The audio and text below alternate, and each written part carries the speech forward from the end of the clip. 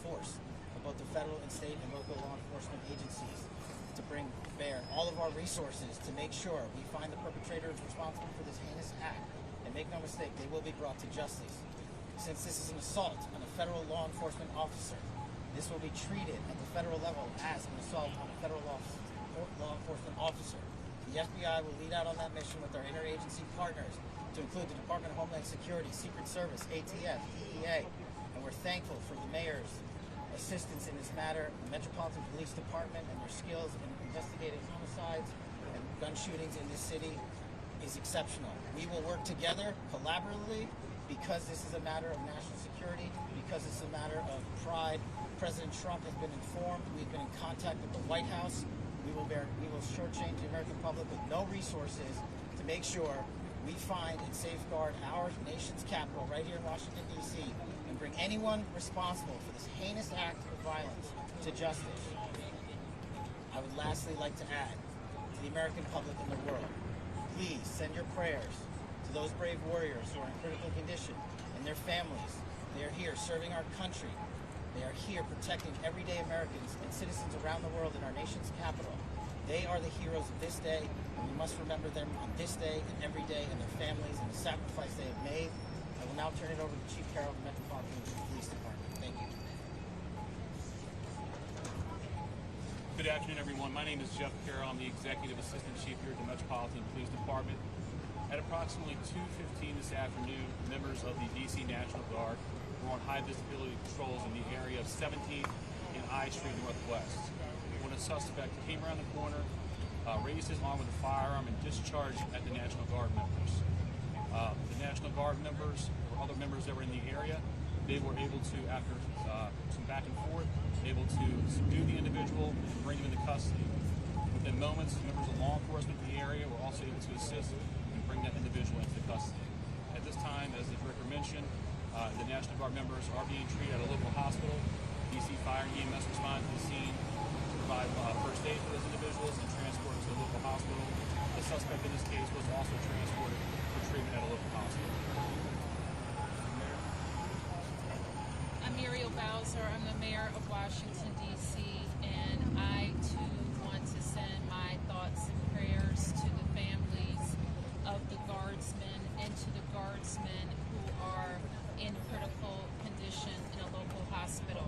I am joined by members and leadership from the D.C. National Guard, from the West Virginia National Guard, United States Secret Service, Deputy Mayor Pia, Fire Chief Donnelly, and Metro's General Manager Randy Clark, and we join with the FBI Director in ensuring that MPD investigates, the U.S. Attorney prosecutes this case to the fullest extent of the law. I've had the opportunity to brief U.S. Attorney General Pam Bondi, who was speaking to the President when I called, as well as the United States Attorney Pirro, who assured me that this case will have her office's complete attention. Mayor, was there any other suspect? Chief. Sure. So no, at this time, there's no indication that there was any other suspect. The one suspect that was involved in this incident, they were shot during the interaction, and they were transported to the hospital for treatment. Mayor, does this validate the need for the National Guard here in D.C.?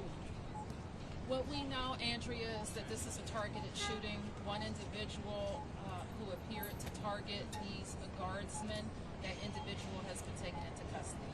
Mayor, can you tell us about any more details on the condition of the two National Guardsmen and whether or not anyone else was injured? And a quick question follow-up for the FBI Director. You said that we'll make sure we find the perpetrators for this act. So just to clarify, the person believed to be responsible is in custody and there are no other suspects. Sure, so I can start out. Again, Chief Carroll from MPD. So both the individuals, the Guard members, they are in critical condition at a local hospital at this time being treated. At this point, we have no other suspects. We have reviewed video from the area. It appears, like I said, to be a lone gunman that raised a firearm and ambushed these members of the National Guard, and he was quickly taken into custody by other National Guard members and law enforcement. Can you tell us about a motive?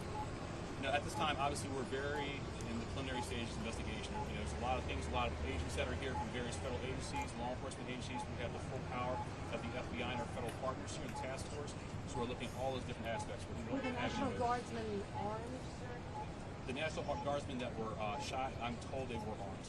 Did they get off shots? At this time, as part of the preliminary investigation. Do we know who shot the suspect? Sure. So how the suspect was apprehended, as I said, the individual, the suspect came around the corner. He immediately started firing a firearm at the two National Guard members.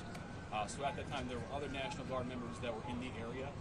They heard the gunfire. They actually were able to intervene and to kind of hold down the suspect after he had been shot on the ground until law enforcement got there within moments. And he was shot by a National Guardsman? At this point, we're still investigating exactly who shot that individual. It's not clear at this time. Were there DC policemen in the area? We don't know what kind of weapon.